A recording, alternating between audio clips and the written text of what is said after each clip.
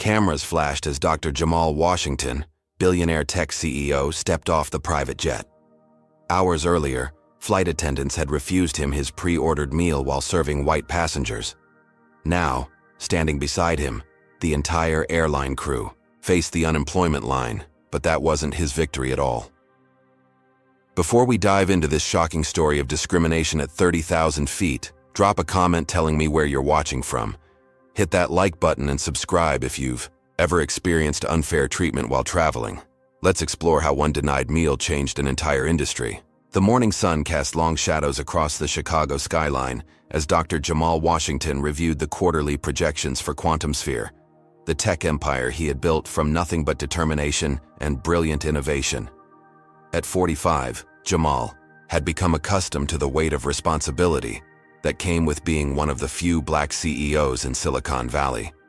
But he never let it diminish his passion for creating technology that could change the world.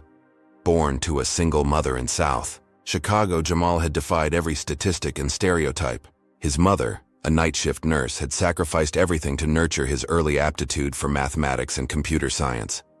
When he earned a full scholarship to MIT, professors had mistaken him for janitorial staff on his first day. When he graduated at the top of his class, recruitment officers assumed he benefited from affirmative action rather than recognizing his groundbreaking thesis on quantum computing applications. 20 years later, QuantumSphere employed over 5,000 people globally and was valued at $12 billion. Despite his success, Jamal maintained the same principles that guided him from the beginning: excellence without excuses, innovation without boundaries, and opportunity without prejudice. His company boasted one of the most diverse workforces in tech, not because of quotas, but because Jamal recognized talent in places others wouldn't bother to look. Dr. Washington, his executive assistant Devin called from the doorway. "The maintenance team just called about your jet." Jamal looked up from his tablet. "Don't tell me there's another delay." Devin grimaced. "Worse. They found an issue with one of the engine components. They're grounding it for at least 48 hours. Jamal leaned back in his chair, calculating the implications. "And we need to be in San Francisco by tomorrow morning for the merger talks with Tanaka Technologies. The Japanese investors are only in town for 2 days, Devin confirmed. "Rescheduling isn't an option if we want this deal to go through." The Tanaka partnership wasn't just another business deal. It represented the culmination of years of research, potentially making quantum computing accessible to universities and smaller businesses worldwide. Beyond the profit margins, this merger aligned perfectly with Jamal's vision of democratizing advanced technology. "Book me on the next commercial flight," Jamal decided. "First class on Apex Airlines if possible.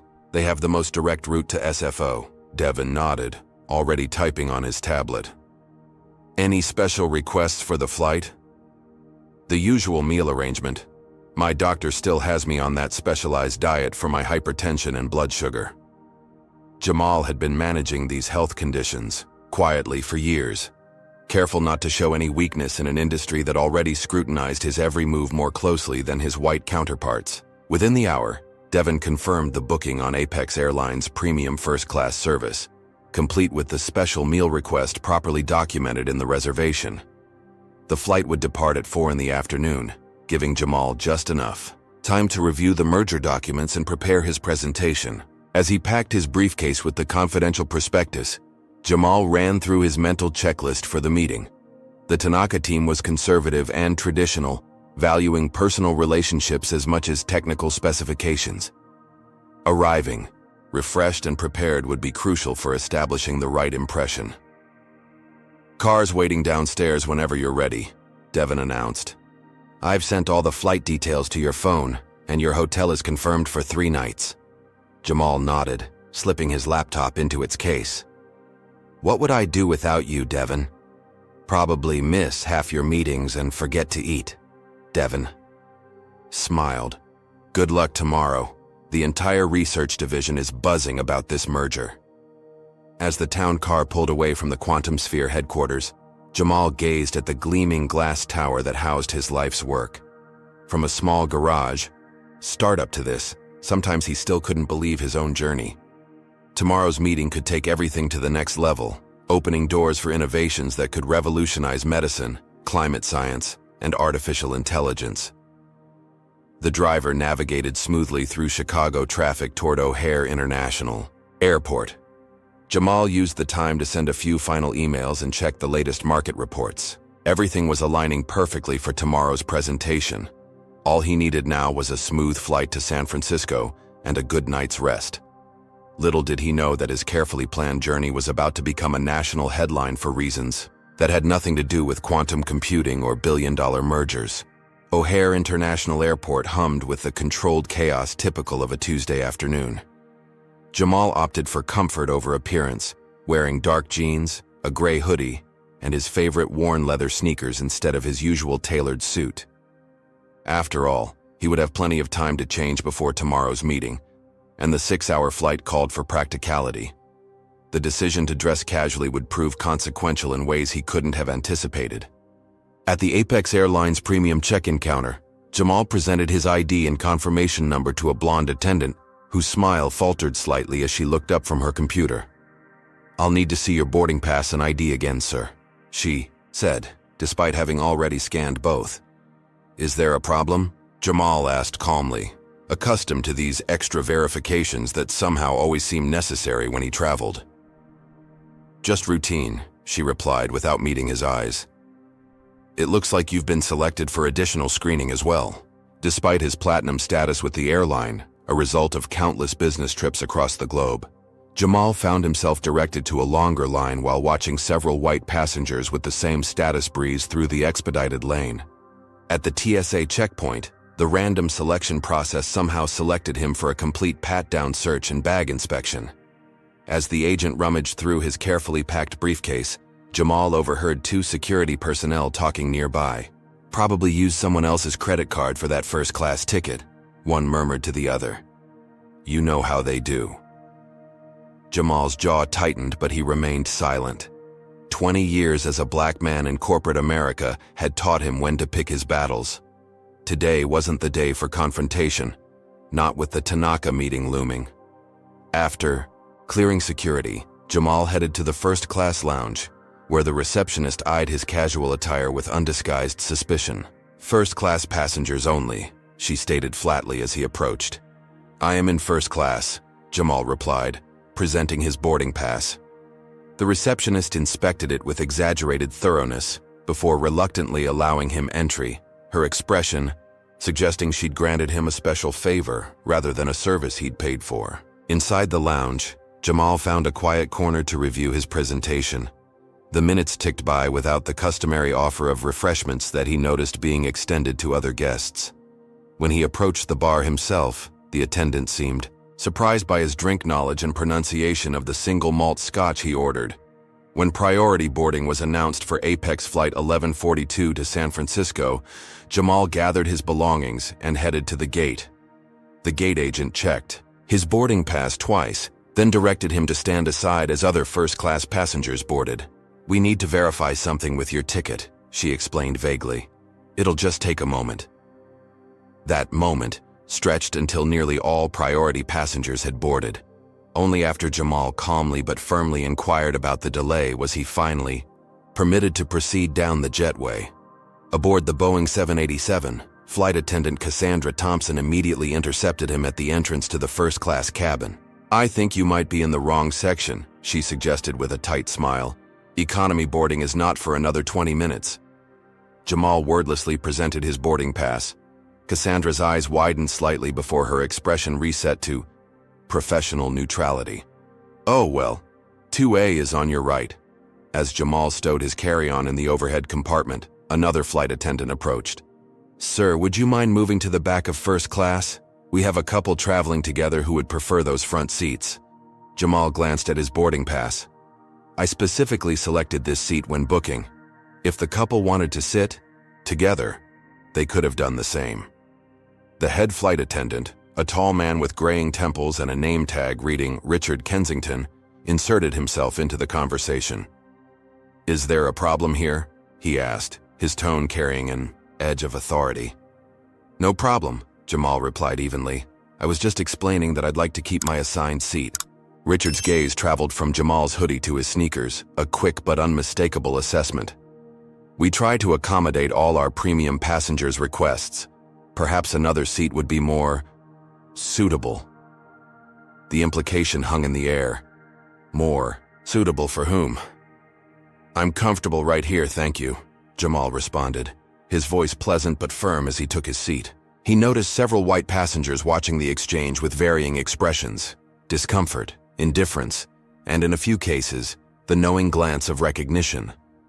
Not of Jamal Washington, the CEO, but of the familiar spectacle of a black man, being asked to justify his presence in a premium space.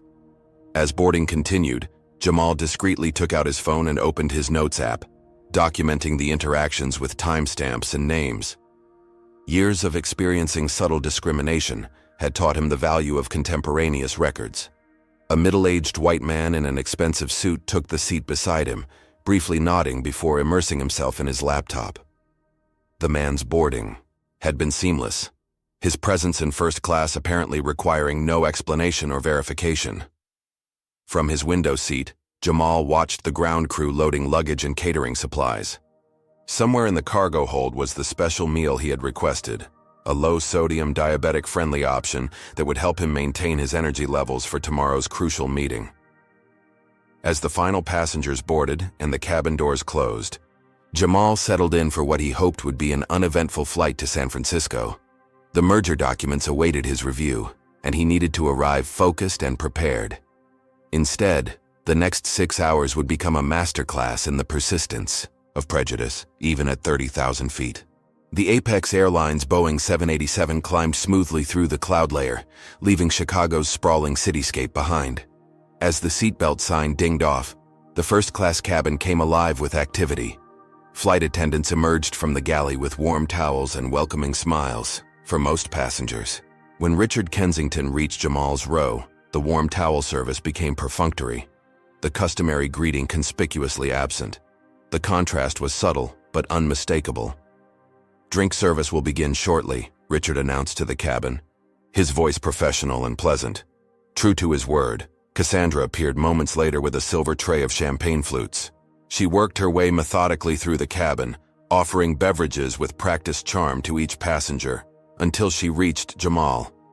"Water?" she asked curtly, bypassing the champagne offering altogether. "Sparkling water with lime, please," Jamal specified politely. Cassandra's smile tightened. "We might be out of lime. I'll check." She returned with plain still water, no lime, no ice, in a plastic cup rather than the crystal glassware provided to other passengers. The businessman beside Jamal, whose name badge identified him as Tyler Bennett, CFO of a pharmaceutical company, glanced between Jamal's plastic cup and his own crystal flute with a flicker of confusion. 30 minutes into the flight, Richard moved through the cabin with a tablet, confirming special meal orders with passengers. "Mrs. Davidson, we have your lactose-free meal confirmed. Mr. Harrison, your kosher meal is prepared. Ms. Whitfield, your vegan selection is ready." When, Richard reached Jamal's row, he skipped over him entirely, continuing to the next passenger without acknowledgement. "Excuse me," Jamal said, his voice level. "I should have a special meal order as well. Low-sodium diabetic option." Richard consulted his tablet with exaggerated thoroughness. "I don't see any such order in our system." "It was confirmed with my booking," Jamal explained, opening his phone to show the reservation details. "My assistant received verification yesterday." Richard barely glanced at the screen. "Our galley inventory shows no special meal under your name. Perhaps there was a communication error when the order was placed. Have you ever been in a situation where you were treated differently than everyone around you?" Comment number 1. If you've experienced similar treatment while traveling, and hit that like button if you believe everyone deserves equal service regardless of appearance. What would you do if you were denied food on a long flight while watching everyone else eat? Let's see how Dr. Washington handles this mounting discrimination. As hot towels were distributed before the meal service, again, bypassing Jamal, the aroma of warming bread and seared protein filled the cabin. His stomach rumbled, reminding him that he'd skipped lunch to finish preparations for tomorrow's meeting. The meal service began with white linens draped over tray tables and drink preferences confirmed one final time. Cassandra and another flight attendant distributed appetizers throughout the cabin, fresh salads with balsamic vinaigrette for most passengers, a seafood option for others. Jamal's row was approached last. Tyler Bennett received his appetizer with a flourish and a wine pairing suggestion. When Cassandra reached Jamal, her expression shifted. "We don't appear to have an appetizer for you," she stated. "As Richard mentioned, your special meal request wasn't loaded." "I understand there might be confusion about my special request," Jamal replied calmly. "In that case, I'd be happy with the standard first-class meal option." Cassandra's lips pursed. "Those are pre-counted based on confirmed requests. We don't have extras." Jamal looked pointedly around the cabin, where every other first-class passenger was enjoying their appetizer. "Every other passenger seems to have been accommodated. The others had their orders properly submitted," she replied, the implication clear. Jamal had somehow failed to follow procedure. By the time the main course was served, the pattern was undeniable. White passengers received attentive service, detailed descriptions of their entrees, and solicitous inquiries about their satisfaction.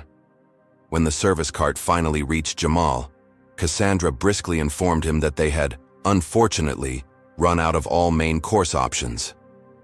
"We can offer you some peanuts or pretzels from the economy service," she suggested, as though proposing a reasonable alternative to a proper meal on a 6-hour flight. "I'd like to speak with the cabin manager," Jamal requested, his patience wearing thin not from anger but from genuine physical discomfort. His blood sugar was dropping, and the carefully managed balance of his medication required regular meals. Richard appeared promptly, his expression a practiced mask of professional concern that didn't reach his eyes. "Is there a problem, sir?" "Yes, there is," Jamal stated evenly. "I've been denied both my special meal and any alternative while every other passenger in this cabin has been served. I have documentation confirming my meal request was received and acknowledged by your airline." Richard glanced around, lowering his voice. "Sir, I understand you might feel entitled to special treatment, but we have procedures." "Entitled?" Jamal repeated, careful to keep his own voice measured despite the insulting implication. "I paid for the same first-class service as everyone else in this cabin." "Perhaps you should be grateful to be in first class at all," Richard replied, the veneer of professionalism slipping just enough to reveal the prejudice beneath. "We can provide some items from economy if you're that hungry." The comment hung in the air, breathtaking in its audacity. Beside him, Tyler Bennett shifted uncomfortably. "Excuse me," he interjected. "I couldn't help overhearing. This gentleman has been nothing but polite while receiving what appears to be deliberately inferior service. I've flown Apex for 20 years and never seen a paying first-class passenger denied a meal." Richard's expression hardened. "Sir, this doesn't concern you." "Actually, it does," Tyler countered. "As a frequent flyer, I'm concerned about witnessing discriminatory treatment." The word discriminatory caused Richard to flinch visibly. "That's a serious accusation." "It's an accurate observation," Tyler replied. As the confrontation unfolded, Jamal discreetly continued recording notes on his phone, documenting the exchange verbatim. The physical discomfort from his dropping blood sugar was becoming harder to ignore. A slight tremor in his hands, a cold sweat beginning at his temples. What started as a denied meal was rapidly escalating into something far more consequential.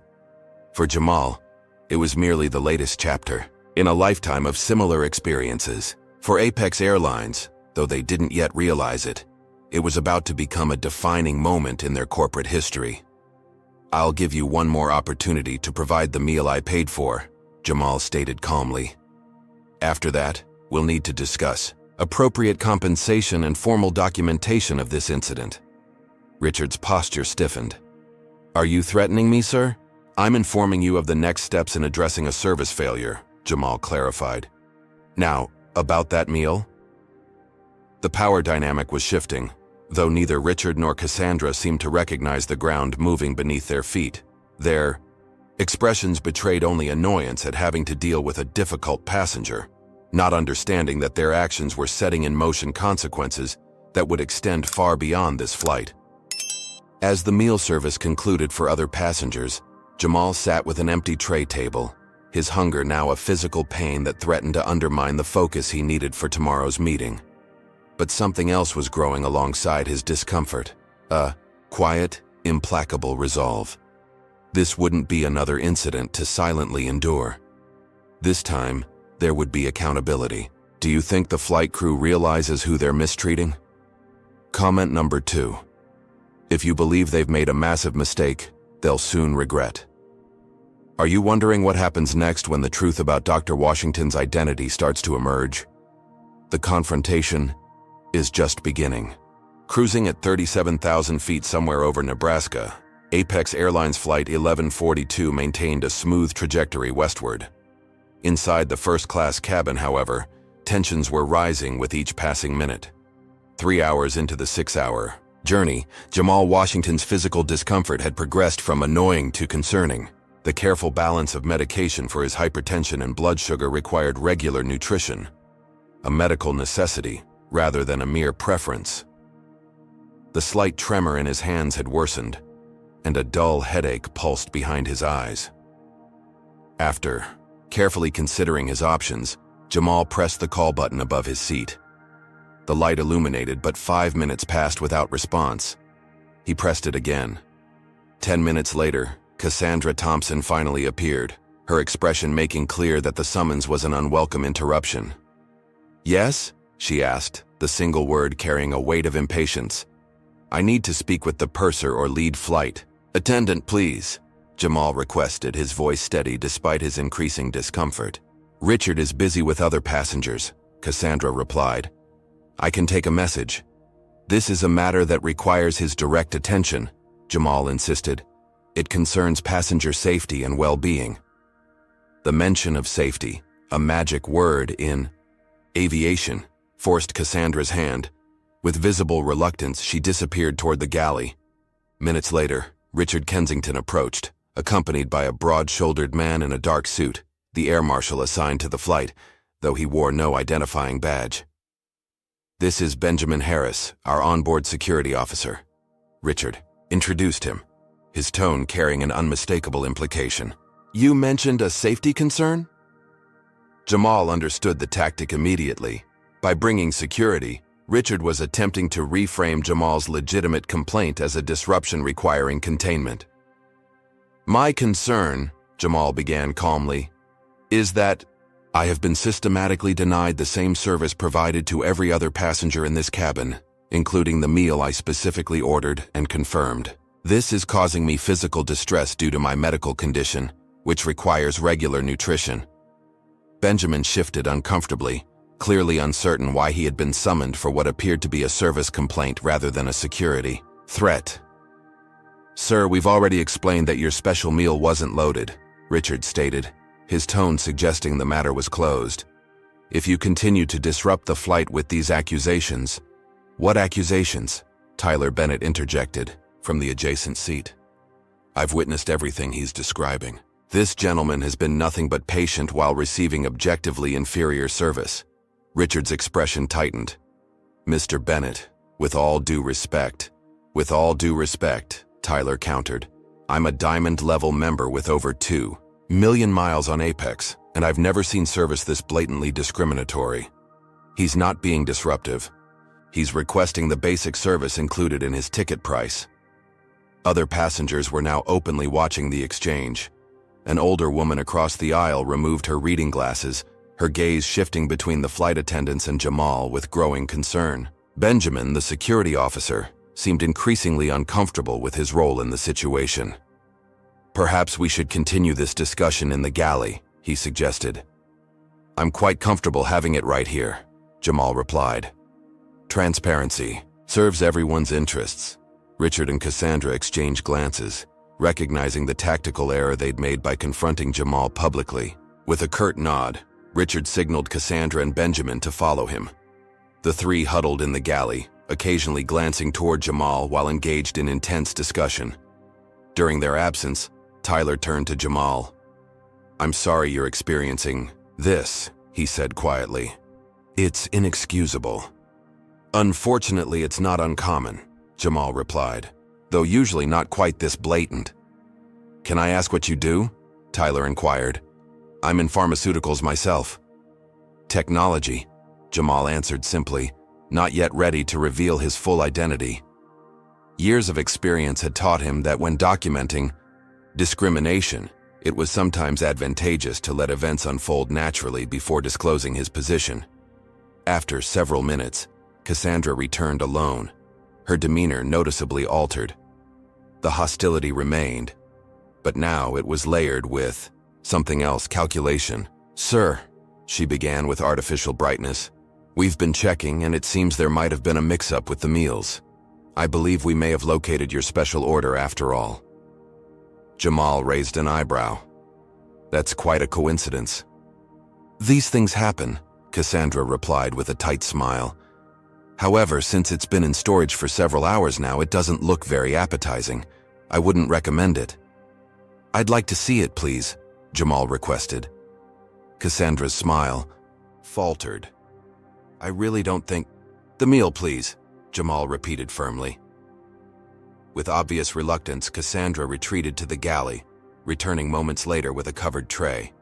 She placed it before Jamal with exaggerated care. When he removed the cover, the reason for her hesitation became clear. The meal, a sad-looking rice dish with dried-out vegetables, appeared to have been deliberately left unrefrigerated. It had the distinct appearance of something that had been tampered with. As you can see, Cassandra said with false sympathy, it's not really edible now. Such a shame. I'll be the judge of that, Jamal replied, though he had no intention of eating food that might have been compromised. I'd like this meal documented as evidence of how my special request was handled. The word evidence caused Cassandra to stiffen. Evidence? I'm not sure what you're implying. I'm not implying anything, Jamal stated calmly. I'm explicitly stating that I've documented a pattern of discriminatory treatment throughout this flight, culminating in the apparent tampering with my meal. Richard reappeared, his face flushed with barely contained anger. Sir, these accusations are becoming disruptive. If you continue, we may need to take more serious measures. What measures would those be? Jamal asked, his voice level. Restraining a passenger who has done nothing but request the service he paid for. The older woman across the aisle had abandoned any pretense of not listening. Young man, she addressed Richard, I've been watching this whole situation unfold and I'm appalled. This gentleman has shown remarkable restraint while being treated. Abominably. Richard's gaze darted around the cabin, suddenly aware that multiple passengers were now openly watching and listening. The narrative he'd been constructing, of Jamal as a difficult, disruptive passenger, was collapsing under the weight of collective observation. Before he could respond, the captain's voice came over the intercom. Ladies and gentlemen, we're expecting some turbulence ahead. The seatbelt sign has been turned on. Flight attendants, please secure the cabin and take your seats. The announcement provided Richard with a convenient escape from the confrontation. We'll have to continue this discussion later, he stated, the relief evident in his voice. Safety protocols take precedence. As Richard and Cassandra retreated to their jump seats, Jamal used the interruption to check his phone. The in-flight Wi-Fi was operational, allowing him to send a detailed message to his legal team and the Quantum Sphere board, outlining the situation and requesting specific actions upon his arrival in San Francisco. The physical symptoms from his lack of proper nutrition were intensifying, the headache now a steady throb, the tremor in his hands more pronounced, a cold sweat beading on his forehead. Tyler noticed his discomfort. Are you all right? He asked with genuine concern. I will be, Jamal replied, his determination hardening. But Apex Airlines might not be. 4 hours into the flight to San Francisco, the atmosphere in the first-class cabin had transformed. What began as isolated incidents of differential treatment had crystallized into an undeniable pattern, witnessed by increasingly uncomfortable passengers. The turbulence had passed, but the tension remained palpable. A young flight attendant named Zoe Chen, newly assigned to the first-class cabin after a crew rotation, approached Jamal's seat with a bottle of water. Unlike her colleagues, her expression held genuine concern rather than thinly veiled contempt. "Can I get you anything else, sir?" she asked quietly, her voice barely audible over the ambient hum of the engines. Jamal looked up, surprised by the simple courtesy that had been so conspicuously absent throughout the flight. "Some crackers or nuts would help," he replied. "I'm having some issues with my blood sugar." Zoe nodded with understanding. "Let me see what I can find." As she turned to leave, a flicker of recognition crossed her features. She paused, glancing back at Jamal with widened eyes. "I'm sorry," she said, "but aren't you Dr. Washington? From Quantum Sphere?" The question, spoken at normal volume, carried clearly to nearby passengers. Tyler Bennett, who had been working on his laptop, looked up sharply. "Washington?" he repeated. "Jamal Washington?" Jamal maintained his composure, though inwardly he noted the shifting dynamics. "Yes, that's correct." Zoe's expression transformed into one of mortified understanding. "I attended your keynote at the Global Tech Summit last year. Your speech about equitable access to quantum computing resources was incredible." "Thank you," Jamal replied simply. Zoe's professional demeanor briefly faltered. "I'm so sorry about— I just started this segment of the flight, but I'll get you those crackers right away." As she hurried toward the galley, Richard intercepted her, having overheard the exchange. Their conversation was just visible from Jamal's seat. Richard, speaking intensely, Zoe's posture becoming increasingly defensive. Even without hearing the words, the message was clear. Richard was reprimanding her for providing service to the passenger he had been deliberately neglecting. Meanwhile, Tyler Bennett had pulled out his phone and was rapidly searching online. "Quantum Sphere," he murmured. "The quantum computing pioneer. You're that Jamal Washington." The recognition was spreading through the cabin like ripples in still water. A passenger across the aisle was now openly searching Jamal's name on his tablet. Another was whispering to her seatmate while glancing in Jamal's direction. When Zoe returned with a packet of premium crackers and a fresh bottle of water, Richard followed closely behind her, his expression a strained attempt at professional pleasantness. "Dr. Washington," he began, the honorific he'd previously omitted, now emphasized, "I've just been informed of who you are. There seems to have been a misunderstanding with your service today." "Not a misunderstanding," Jamal corrected calmly. "A deliberate pattern of discriminatory treatment, documented from boarding through the present moment." Richard's smile froze. "I assure you, Apex Airlines does not discriminate against any passengers. Perhaps there were some service lapses." "Lapses?" Tyler interjected. "You deliberately denied him a meal while serving everyone else. You threatened him with security for making a legitimate complaint. You tried to intimidate that young lady for simply doing her job properly." Richard's face flushed. "Sir, you don't understand the complexities of in-flight service." "I understand the difference between poor service and targeted discrimination," Tyler replied. "I've witnessed enough today to testify to that difference if necessary." The word testify hung in the air like a storm cloud. Richard's expression flickered between anger and apprehension as he grasped the potential ramifications. Cassandra appeared at Richard's side, her usual confidence visibly shaken. "There's a message from the cockpit," she murmured. "They need to speak with you immediately." As Richard departed, Zoe seized the opportunity to speak quietly to Jamal. "I'm so sorry about how you've been treated, Dr. Washington. It's not the first time I've seen Richard behave this way toward certain passengers." "Not the first time?" Jamal repeated, his attention sharpening. Zoe glanced nervously over her shoulder. "There have been other incidents. Some flight attendants have even requested not to work with him because of how he treats passengers of poor color, especially in premium cabins."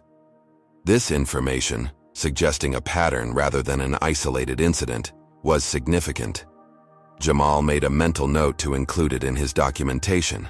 "Thank you for your professionalism, Zoe," he said sincerely. "I appreciate you speaking up." In the galley, Richard and Cassandra were engaged in intense conversation with the purser and another crew member.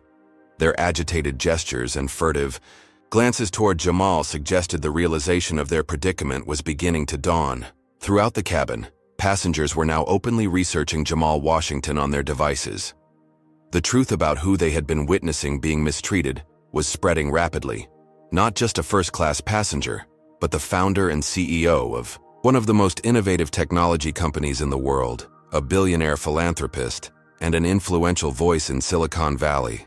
Tyler Bennett, having completed his own research, turned to Jamal with newfound respect. "I had no idea.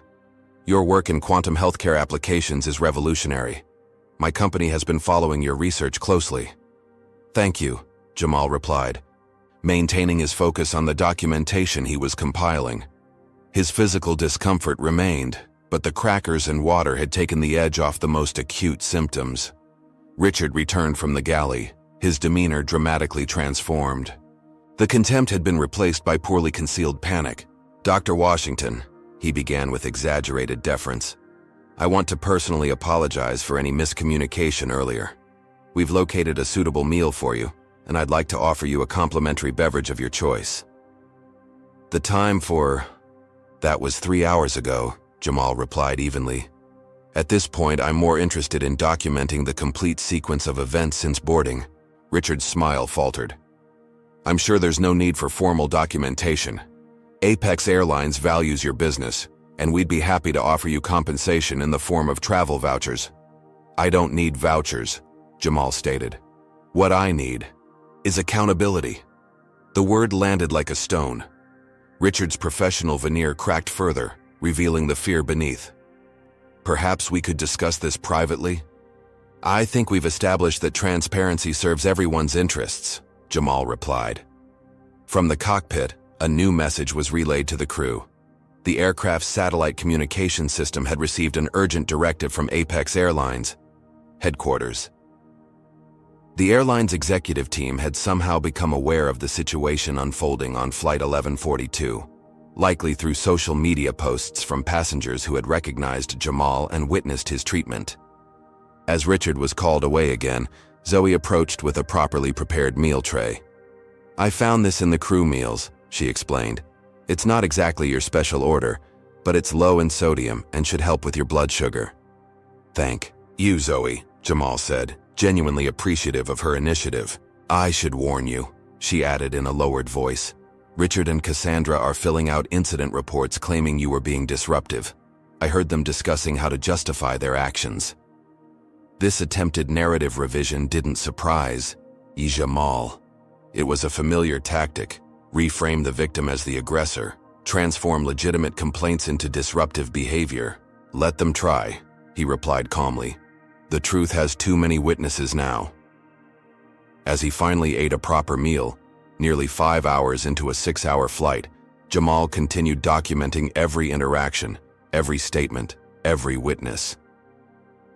The evidence was overwhelming, the pattern undeniable.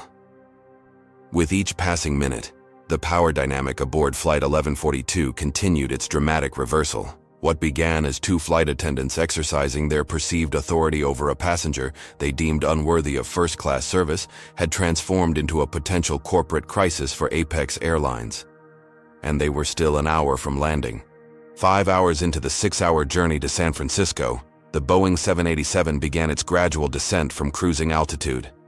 Inside the first-class cabin of Apex Airlines Flight 1142, an entirely different kind of descent was underway, one involving corporate reputations and professional futures. Despite the small meal Zoe had provided, Jamal Washington was experiencing intensifying physical symptoms. The delayed nutrition had disrupted his carefully managed health regimen, resulting in a persistent headache, slight dizziness, and the clammy discomfort of dysregulated blood sugar. He maintained his composure, but the physical toll was evident in the tightness around his eyes and the occasional tremor in his hands. Zoe Chen, noticing his discomfort during her regular cabin check, paused by his seat.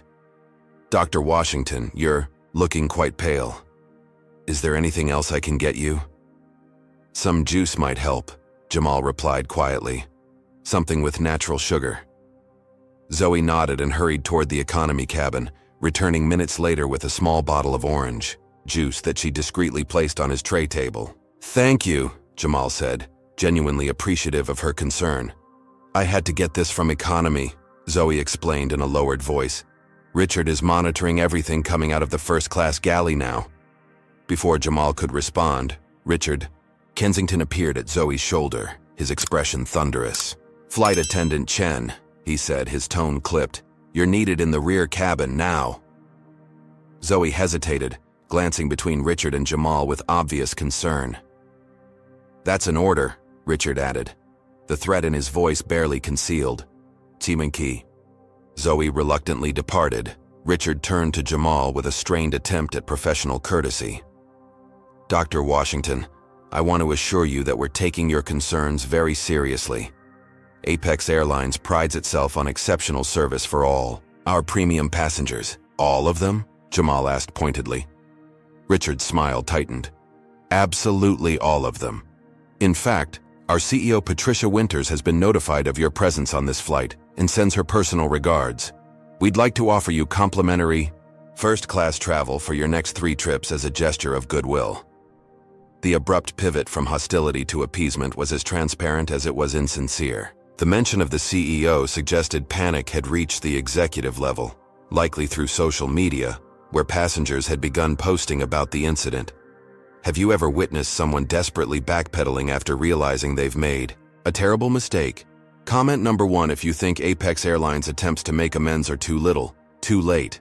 Hit the like button if you believe accountability should come before apology. Do you think Dr. Washington should accept their last-minute offers of compensation, or is there a larger principle at stake here? The story takes an unexpected turn as we approach the landing. "Mr. Kensington," Jamal replied calmly, "I've documented systematic discriminatory treatment from the moment I boarded this aircraft. Vouchers don't address the fundamental issue." "I understand your frustration," Richard persisted, though his expression suggested otherwise. "Perhaps we could discuss an even more generous compensation package upon landing." Tyler Bennett, who had been silently observing the exchange, gave a subtle head shake. "They're trying to buy your silence," he murmured once Richard had moved away. "Classic damage control." "I'm familiar with the tactic," Jamal replied. "It might have worked if they'd simply forgotten my meal, but this was something else entirely." Through the cabin windows, the California coastline was becoming visible as the aircraft continued its descent. In the galley, the crew was engaged in urgent conversation, their gestures suggesting escalating concern. Zoe managed to return briefly to Jamal's seat under the pretense of collecting trash. "They're in full panic mode," she whispered. "The captain received a call from headquarters, and there are executives waiting at the gate. Richard's been writing up reports claiming you were aggressive and disruptive." "Let him try," Jamal replied. "There are too many witnesses to the truth." "That's not all," Zoe continued, her voice barely audible. "Richard has a history of similar incidents. 3 formal complaints were filed against him last quarter alone, all from passengers of color who were seated in premium cabins. The airline settled each case quietly. This information was significant, evidence of a pattern rather than an isolated incident." "Thank you for telling me this," Jamal said. "It matters." As Zoe moved away, Jamal noticed Cassandra Thompson watching their interaction with naked hostility. When their eyes met, she quickly looked away, busying herself with unnecessary cabin preparations. The aircraft's descent continued, the pilot announcing their approach to San Francisco International Airport. Throughout the cabin, passengers were powering down larger electronic devices and returning seats to their upright positions. Several were still glancing in Jamal's direction, some openly discussing the situation with their seatmates. Richard reappeared, this time with a document in hand. "Dr. Washington, I've prepared a brief incident report. If you could just review and sign it, confirming that any service issues have been satisfactorily resolved." Jamal accepted the document and read it carefully. The narrative it presented bore little resemblance to reality, describing minor service inconsistencies, promptly addressed by attentive staff, with no mention of the meal denial, security threats, or pattern of discriminatory treatment. "I won't be signing this," Jamal stated, returning the document. "It's a fiction." Richard's professional mask slipped momentarily, revealing raw frustration. "Dr. Washington, we're trying to resolve this amicably. Surely we can find a mutually beneficial." "What would benefit me?" Jamal interrupted calmly. is accountability. What would benefit your airline is acknowledging the problem rather than attempting to cover it up. Before Richard could respond, his company phone chimed with an incoming message. Whatever it contained caused the color to drain from his face. Without another word, he retreated to the galley, where an intense discussion immediately ensued among the crew. Tyler Bennett leaned toward Jamal. Something's happening. The energy just shifted. Indeed, the cabin crew's body language had changed dramatically. Urgent whispers, furtive glances, and the unmistakable atmosphere of damage control in progress. As the aircraft made its final approach to SFO, Jamal received a notification on his phone. A message from Devon, his executive assistant. Japanese investors and legal team standing by at terminal. Airport security briefed. Media presence growing. How do you want to proceed? The question required careful consideration. Jamal had never sought public attention for the discrimination he faced, preferring to address such matters privately and systematically. But this incident transcended personal affront. It represented a systemic issue that affected countless travelers who lacked his resources and platform. With precise keystrokes, he responded, "Standard protocol. No statements. Until meeting with legal. Maintain professional demeanor throughout."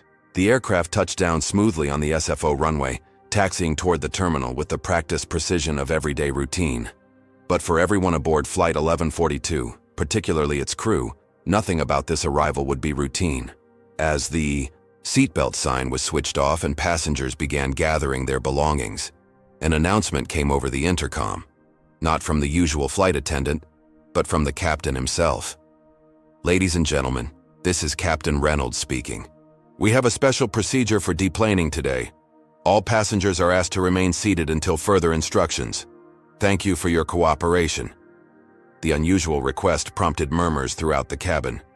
Richard and Cassandra exchanged alarmed glances, their earlier confidence now completely evaporated. Through his window, Jamal could see what the other passengers could not. A gathering of dark suits on the jetway, airline executives, airport security, and what appeared to be corporate legal counsel. Among them, he recognized Patricia Winters, the CEO of Apex Airlines, her expression grim as she consulted with her team. The landing had been smooth, but the arrival promised turbulence of an entirely different nature. "How far do you think this incident will escalate now that they've landed?" Comment number 2. If you believe Apex Airlines is about to face major consequences for their actions. Are you curious about how Dr. Washington will handle this situation when he steps off the plane?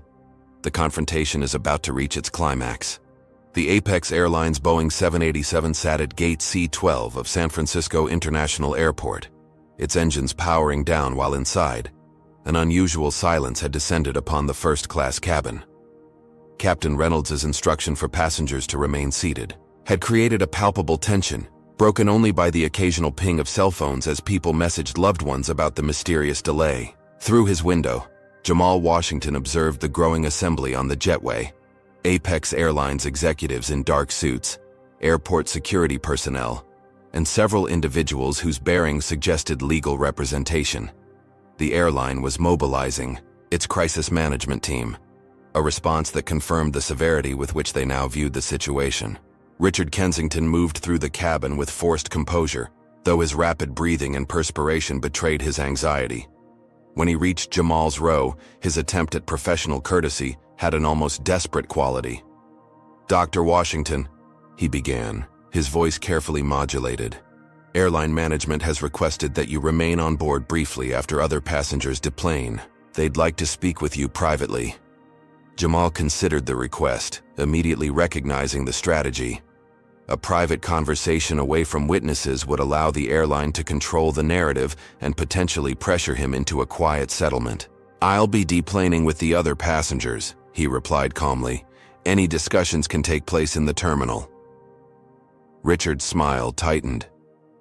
"The airline is concerned about your privacy, Dr. Washington. A public conversation might attract unwanted attention." "My privacy wasn't a concern when you were publicly denying me service," Jamal observed. "I'll be deplaning with everyone else." Before Richard could respond, the cabin door was opened from the outside.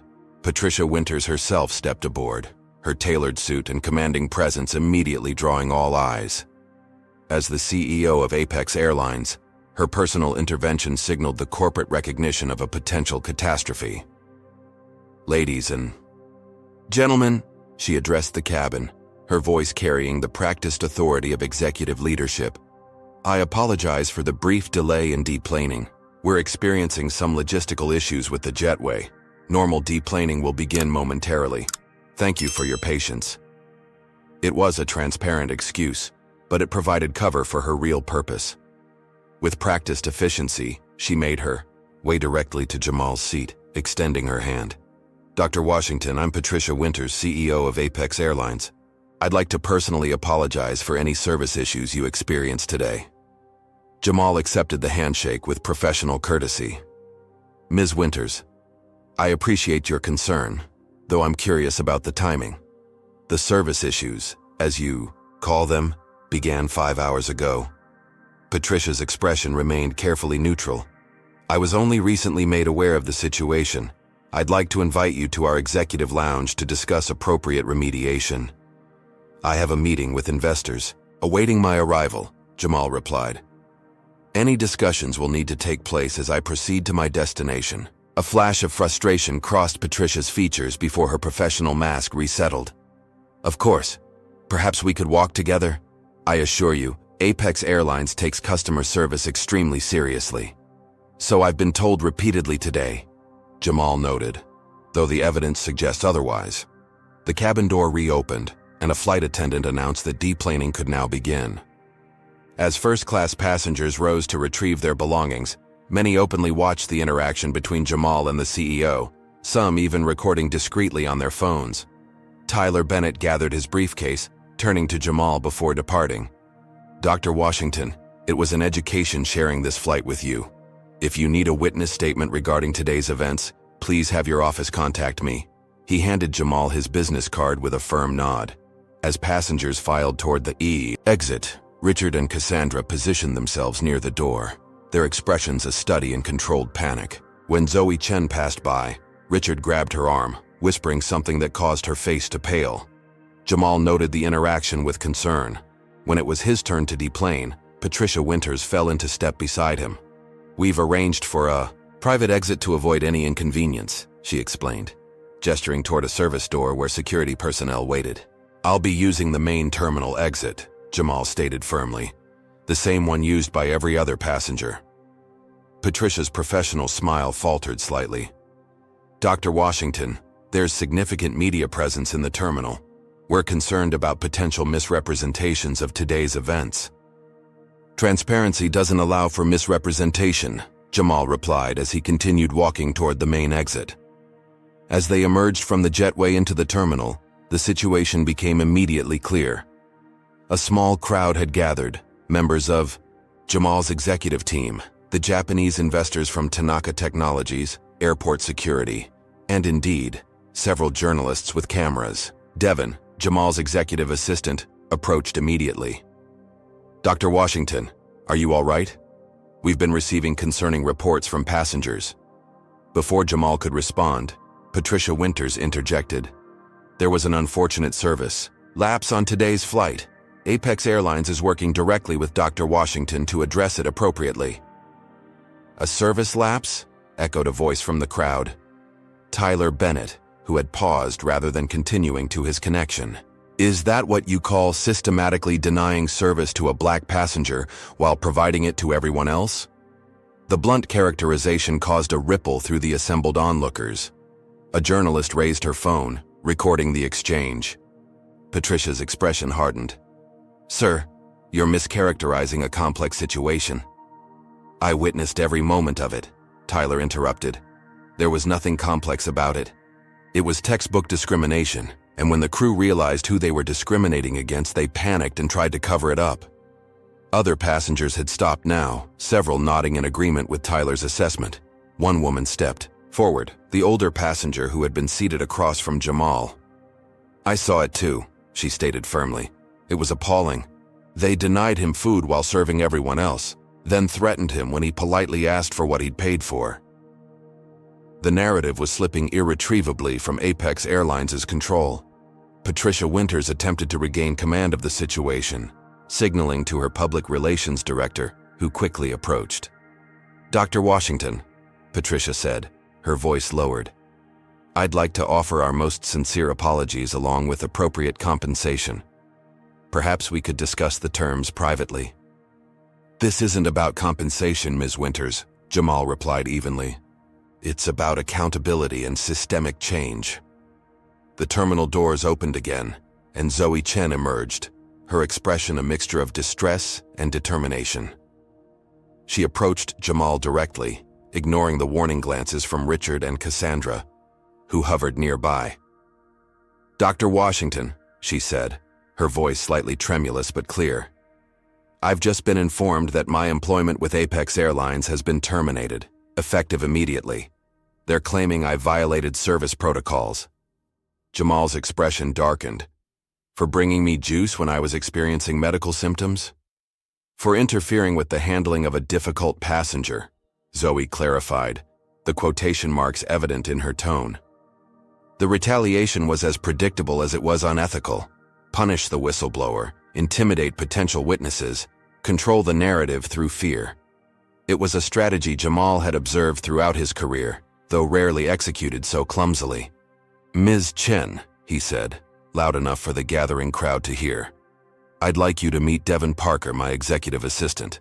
Devin, please make sure Ms. Chen has my contact information. My legal team will be in touch regarding wrongful termination representation." The public offer of support shifted the dynamics yet again. Patricia Winters' expression transformed from controlled concern to barely concealed alarm as she realized the situation was escalating beyond conventional damage control. "That won't be necessary," she interjected quickly. "Ms. Chen, there's clearly been a misunderstanding regarding your employment status. We'll need to review the circumstances immediately." But the damage was done.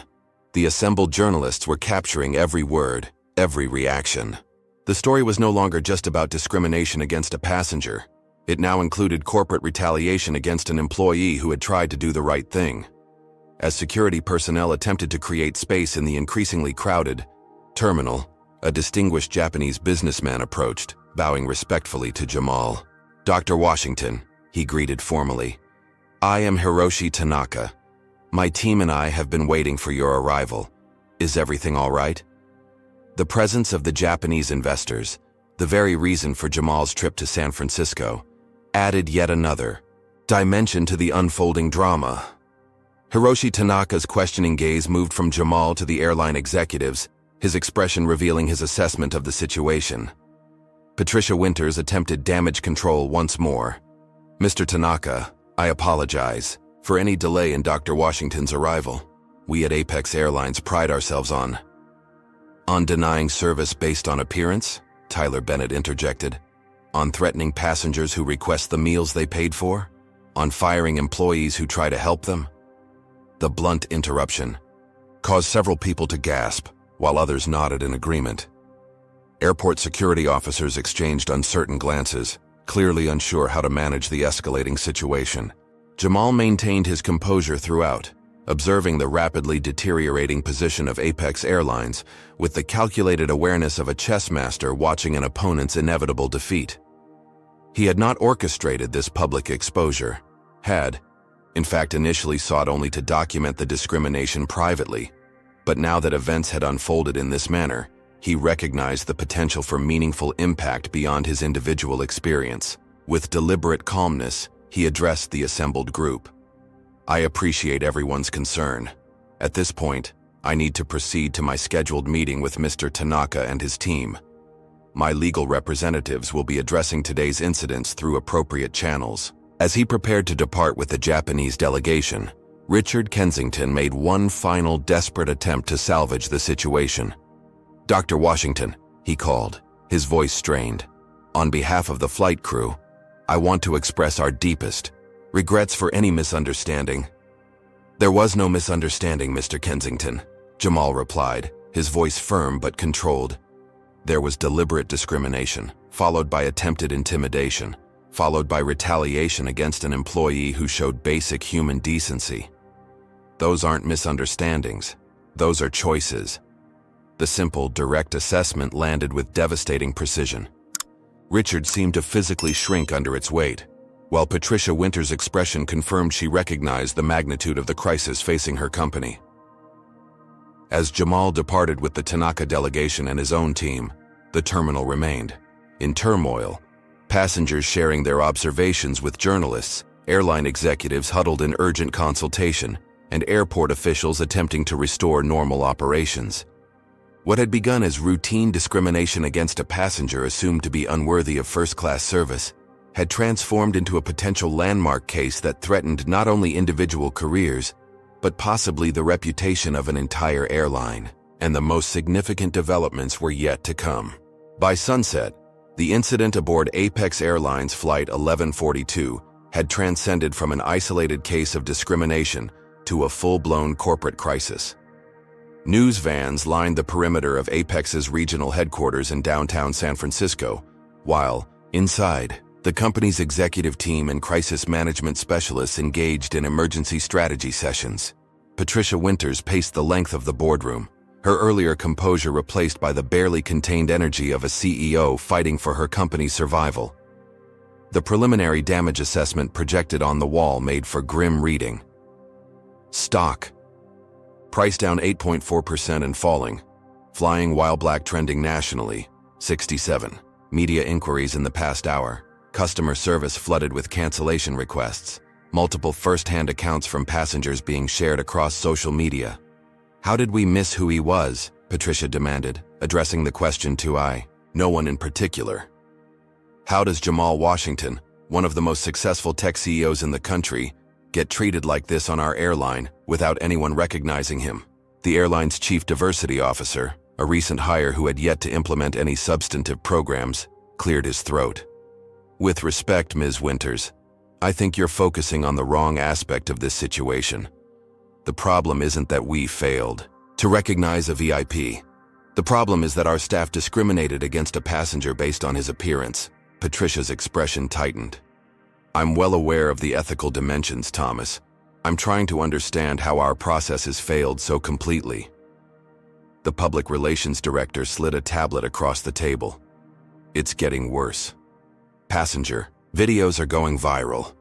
The one from Tyler Bennett, the pharmaceutical executive, has over 2 million views already. He's being hailed as an ally model for his intervention.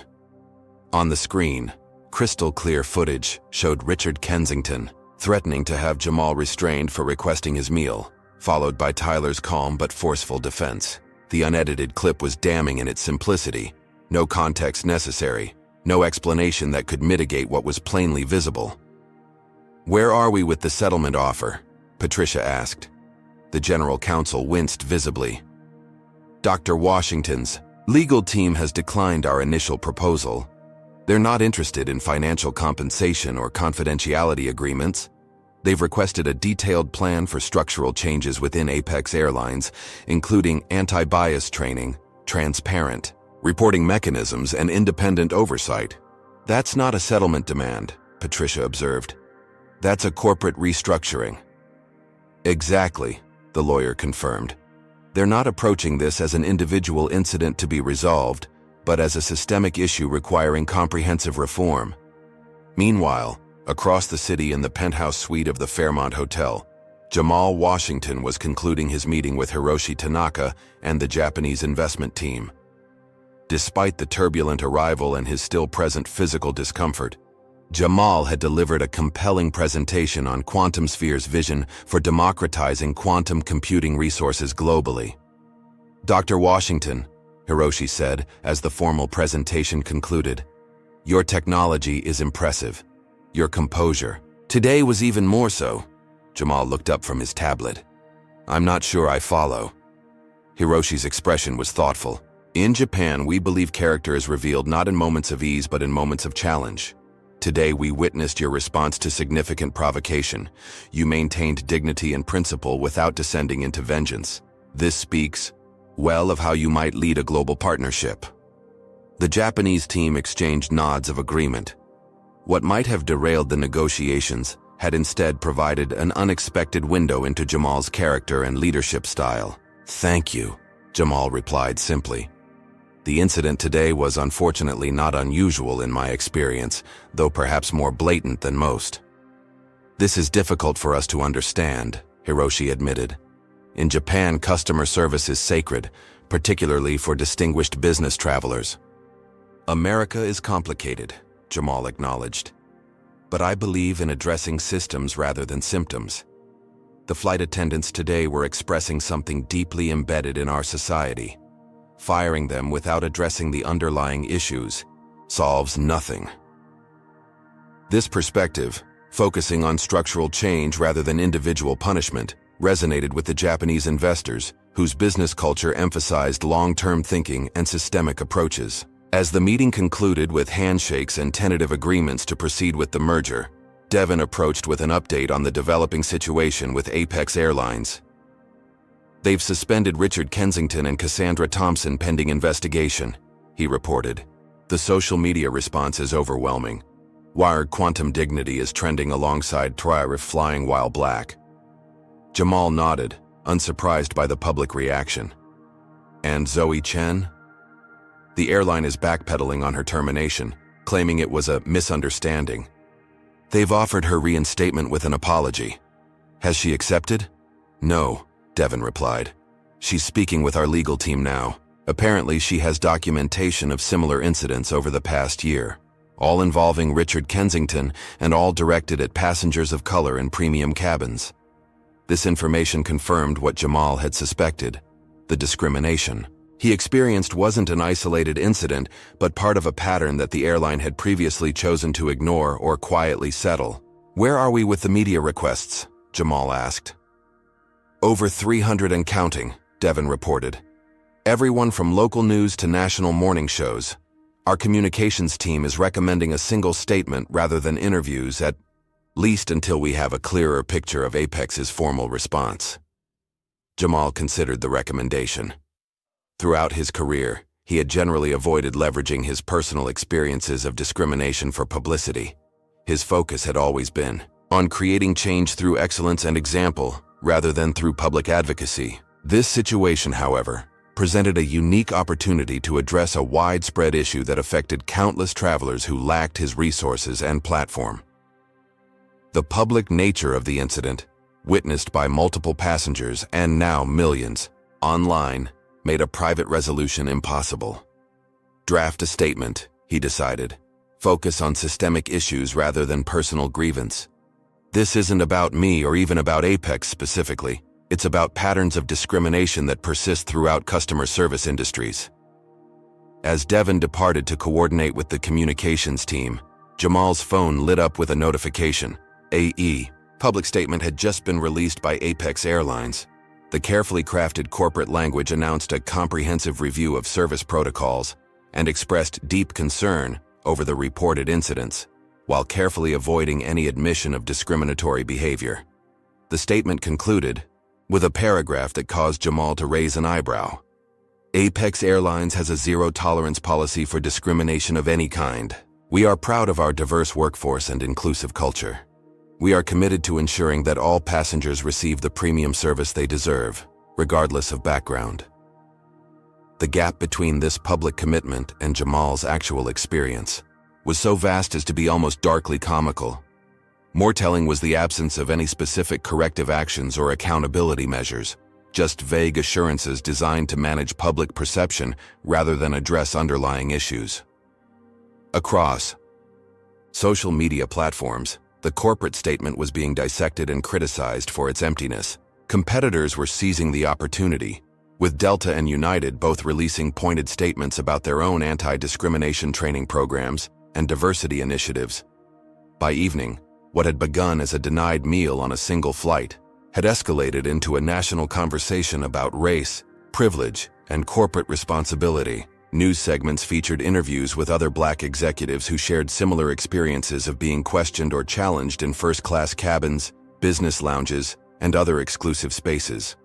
The incident was becoming a case study in how seemingly small acts of discrimination reflected and reinforced larger systemic inequities, and how corporations often failed to address these issues until forced by public pressure. In the Fairmont penthouse, Jamal reviewed the final draft of his own statement. Unlike Apex's defensive corporate language, his response was measured, forward-looking, and focused on constructive change rather than punishment. Today's incident aboard Apex Airlines Flight 1142 was not unique or isolated, it began. It reflects patterns experienced daily by travelers of color across America. Rather than focusing on individual blame, I am calling for systemic accountability and transparent reporting throughout the travel industry. The statement went on to outline specific reforms that would create measurable improvements, not just for VIP travelers who might be recognized, but for everyone. As he approved the final draft, Jamal reflected on the irony that his denied meal might ultimately nourish more significant progress than his quantum computing innovations. Technology could change capabilities, but only changed hearts and systems, could transform society. The next morning would bring new developments that would surprise both Apex Airlines and the public following the story. The corporate crisis was about to take an unexpected turn, one that would challenge conventional wisdom about accountability and reconciliation in the aftermath of public discrimination. 1 week after the incident aboard Apex Airlines Flight 1142, a press conference was scheduled in the grand ballroom of the San Francisco Marriott. Media speculation about the announcement had reached fever pitch, with most analysts predicting a landmark discrimination lawsuit against the airline. Financial experts had already calculated potential damages in the hundreds of millions, while Apex's stock had plummeted 23% since the incident. The ballroom was filled beyond capacity. Journalists from every major network, corporate representatives from the travel industry, diversity advocates, and curious onlookers. At precisely 10 o'clock, Jamal Washington stepped onto the stage, accompanied by Patricia Winters, CEO of Apex Airlines. Their joint appearance sent a ripple of surprise through the assembled crowd. Jamal approached the microphone first, his composed demeanor a stark contrast to the speculation and sensationalism that had surrounded the incident. "Good morning," he began.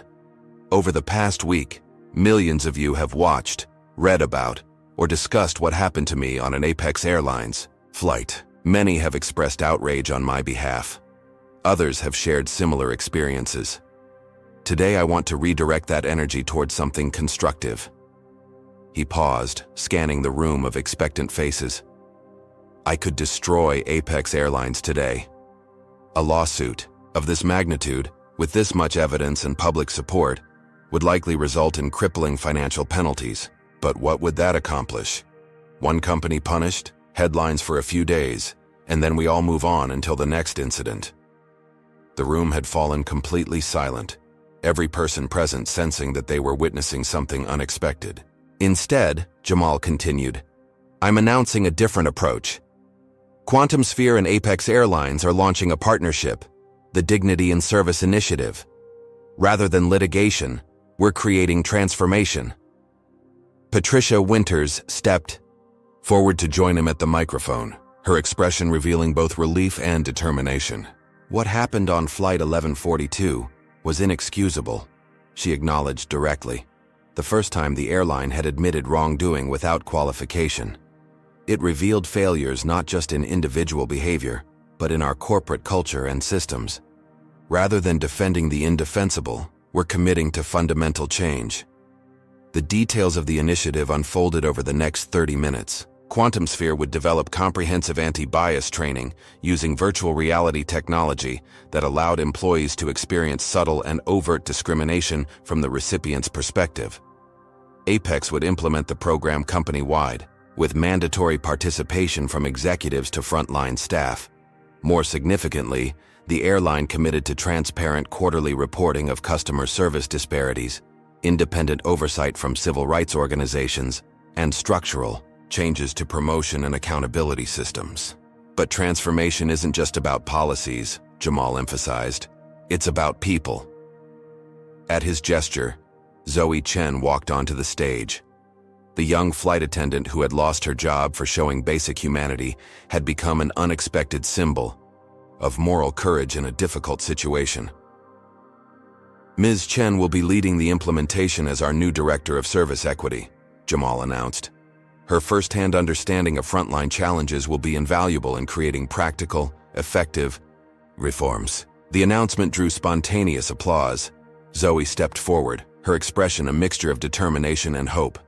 "When I brought Dr. Washington that orange juice, I wasn't making a political statement," she said simply.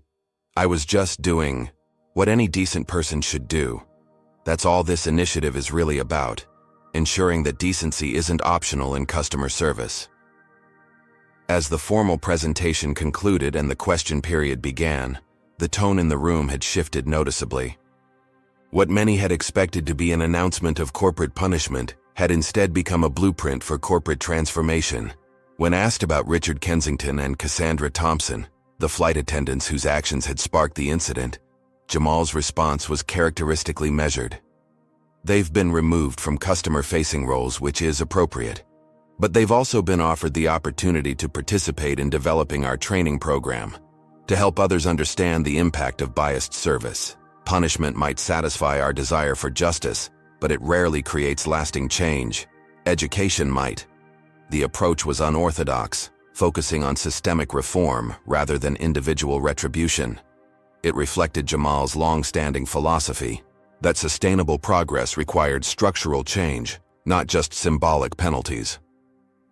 As the press conference concluded, attention turned to the merger with Tanaka Technologies, the original purpose of Jamal's trip to San Francisco.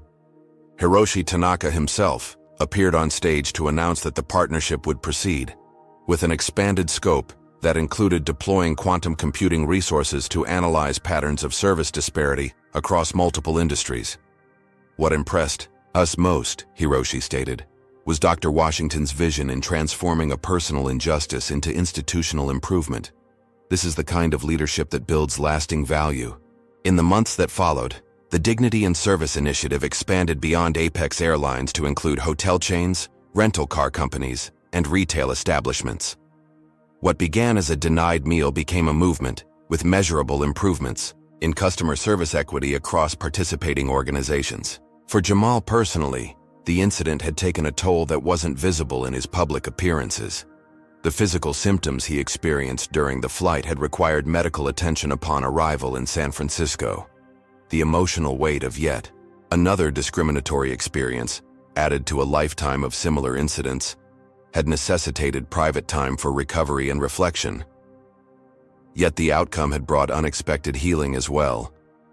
The initiative created a channel for constructive action, while the public response demonstrated that such treatment was increasingly viewed as unacceptable by the broader society.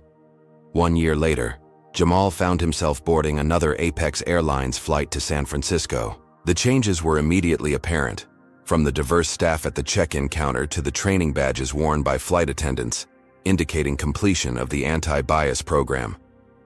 As he settled into his first-class seat, a flight attendant approached, an older black woman whose name tag identified her as Denise. "Dr. Washington," she greeted him with genuine warmth. "Thank you for your meal selection.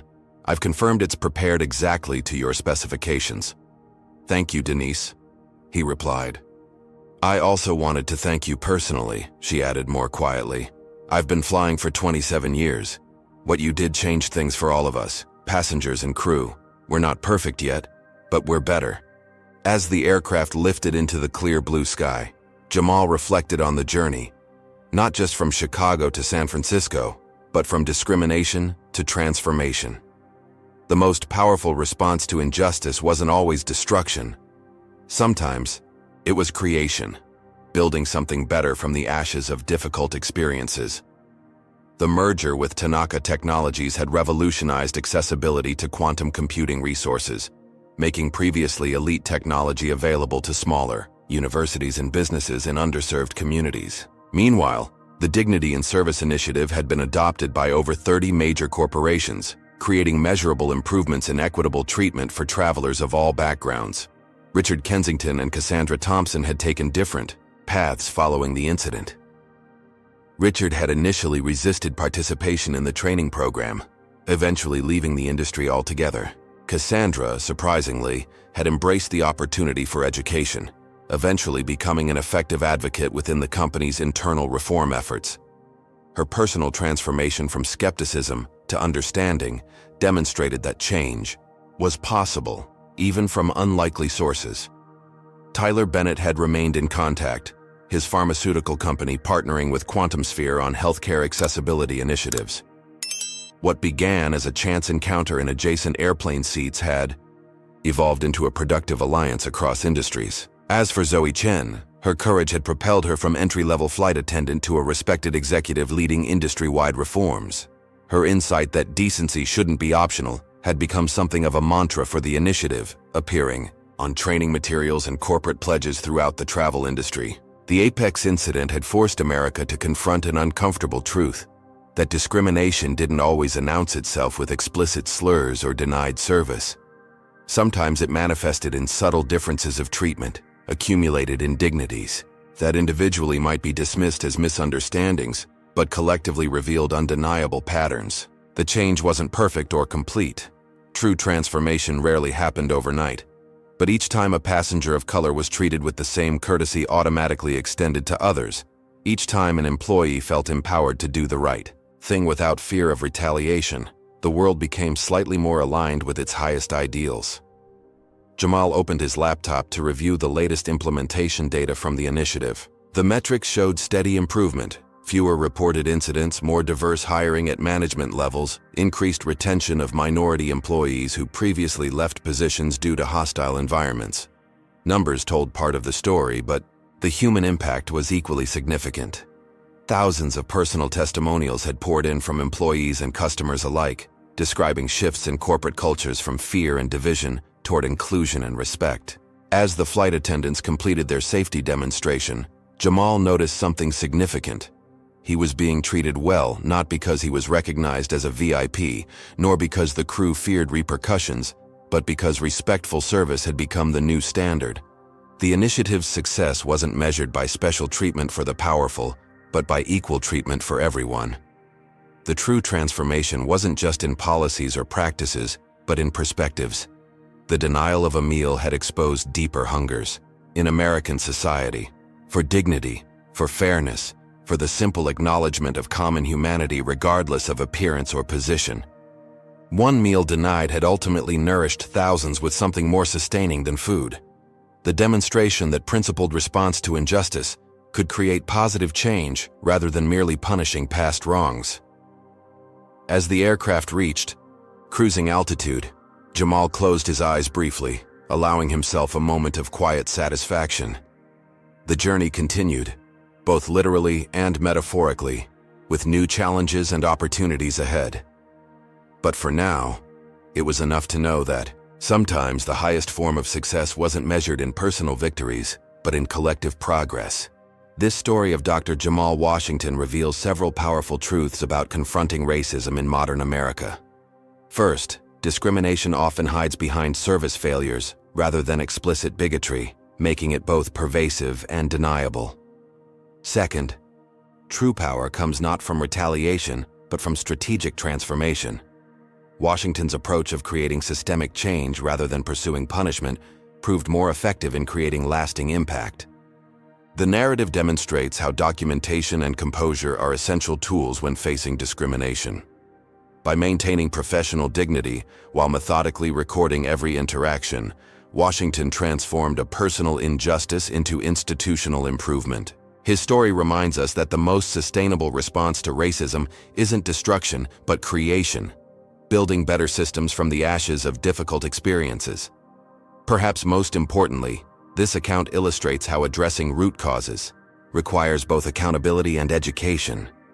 By focusing on changing perspectives rather than merely punishing individuals, Washington created ripples of transformation across entire industries. His recognition that the highest form of success isn't measured in personal victories but in collective progress offers a blueprint for how individuals might respond to injustice in ways that heal rather than divide. Have you experienced or witnessed discrimination that made you feel powerless? Share your story in the comments below. If you believe in the power of transformative justice over mere punishment, hit that like button and subscribe to support more stories about overcoming adversity with dignity. Share this video with someone who needs to understand how racism operates in subtle ways. Awareness is the first step toward change. Thank you for joining this important conversation. May we all find the courage to transform our challenges into opportunities for collective healing and progress.